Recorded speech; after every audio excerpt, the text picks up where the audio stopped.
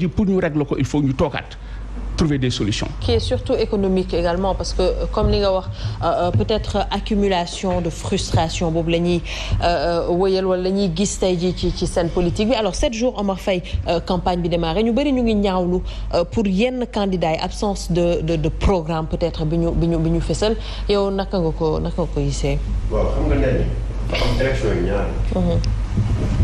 ñii dañ ko rendre local. ñii rendre ko national.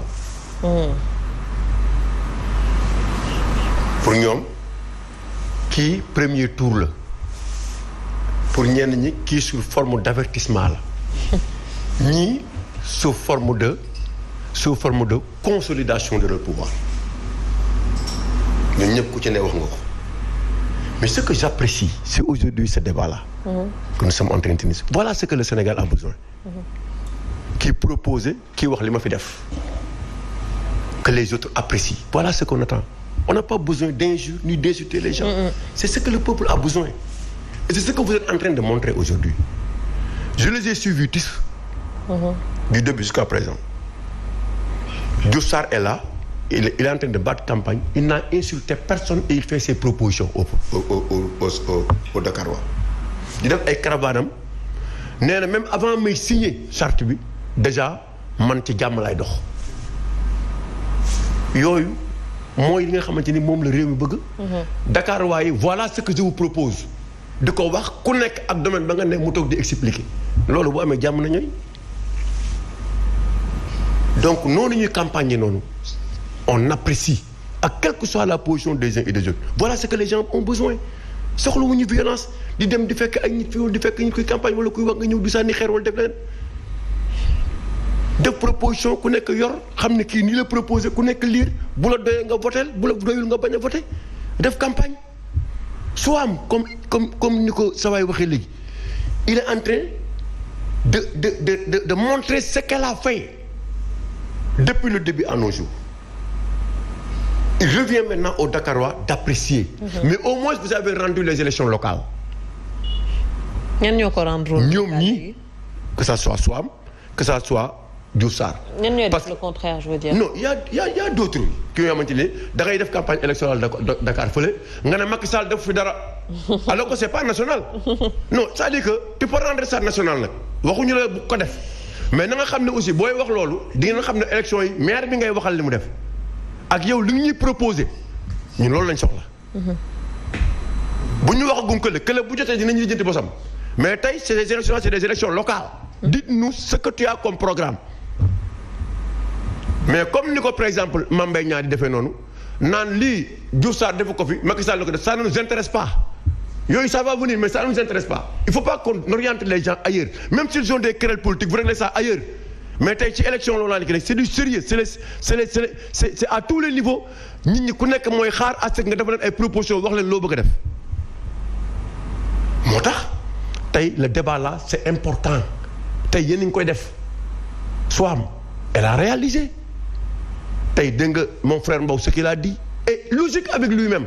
man du ma bokk comptable di non moi j'aime bien ta manière de faire. non très franchement nee na voilà ce que les gens ont besoin pas de populisme ni du buzz ni quoi que ce soit soyons sérieux dans ce pays. il a dit que je ne peux pas être comptable d'une gestion. ma xëy suba quel que soit sama appartenance ma koy bàyyi ji def leen du ma ko def sama ngor may ma ko. loolu bu ko nit apprécier wu looy apprécier comptable ñu ànd bokkandoo lépp. ba ñu ñëw te war a montrer bilan nekk candidat mu xëy suba di am beneen position loolu ku nekk lii dañ ko war a jàngale ku nekk war na jàngat ci li par rapport ak li nga xamante ni ne Mbow moom nga def. voilà ce qu'on attend on attend des leaders politiques yoo xamante ne duñu vendeur d'illusion li ñuy wax yëpp dañ koy gëm teg ko ci gëm-gëm te loolu la réew mi soxla. mooy li nga wax des expertises mais pas des politiciens.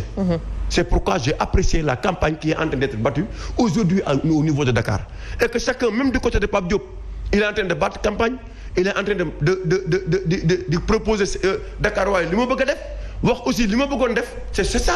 Le président Doudou Wade. Même président Doudou Wade vous avez vu ce qu'il est en train de faire les Dakarois ont montré l'exemple hein. Même Barthélémy Diaz. Vous avez vu Barthélémy Diaz avant comment il était violent.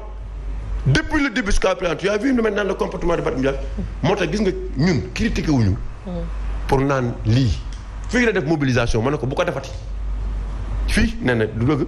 Barth warul mu appel à une mobilisation vu sa posture et fa mu bëgg a dem parce que réew mi moo soxla toute violence ce que nous avons vécu avec ce que nous avons dit le 4 mars ça a servi d'exemple à tous les Sénégalais ba ku nekk léegi da nga ragal boo waxee violence rek ça crée un traumatisme chez les Sénégalais. dañu bëgg a jàmm moo tax tey gis nga ko depuis le début nee na dama bëgg a wan yëpp ne man nitu jàmm la. c'est vrai du ma xuloo du ma xeex du ma def dara. donc genre boobu aussi ñii soxla nañ ko. mën nga sax amoon benn posture jékki-jékki xam ne non lii ça ne passe pas nit ñi apporter nit ñi waxtaan ak yow nga expliquer nga nangu waxtaan bi nangu les critiques revenir à sa manière regarde la il a dévoilé na son programme. waxtaan expliquer Dakar waa bu nekk nag war a toog franchement ce qui se passe à Dakar. oui.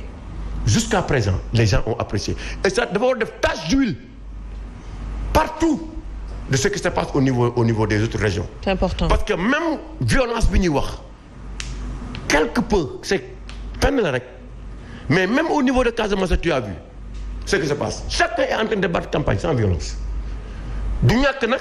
opposition commencé nañ comprendre ne que les élections ça ne se gagne pas ci. mais bien sûr bu violence non c'est-à-dire ça c'est par des idées et par des faits ni par non du violence. c'est par des idées.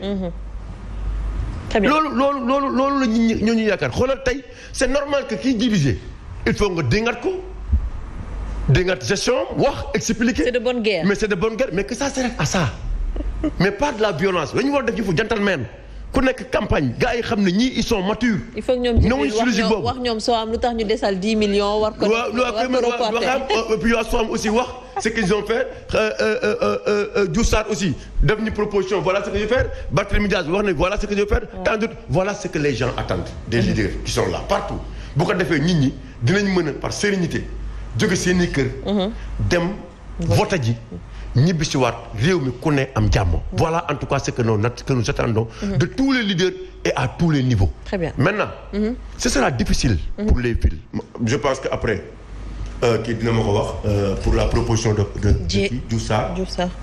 c'est-à-dire l'acte 3 de la décentralisation d'une part am na fa xamante ni ça empêche les villes de travailler ou que les villes soient visibles. Comment vous allez faire avec les autres parce que nit ñi en fait kenn du xam seen territoire léegi. Parce que tu as vu à un moment donné on voulait faire disparaître la ville de Dakar et la ville de Rufisque c'est-à-dire tey est-ce que les villes tey lépp lu ñu mën ce sera visible oui ou non parce que yeneen communes yi c'est des communes de plein exercice est-ce que yow mën nga jóge sa ville dem ba comment dirais-je Dakar Plateau wala nga dem ba Grand Yoff dem def fa action boo xamante ne ànd ak face avec le maire parce que autant les arrondissements dépendaient de la ville mais léegi ça n'existe pas donc peut-être que maintenant pour que un maire de ville puisse faire quelque chose de visible actuellement ce sera très difficile donc il faut ñu wax ñu aussi ñoom foofu nan lañ nar a au moins liggéeyee ak les maires qui sont là pour que au moins seeni action soit beaucoup plus visible. D'accord Cheikh dañoo gis ci élection yi en tout cas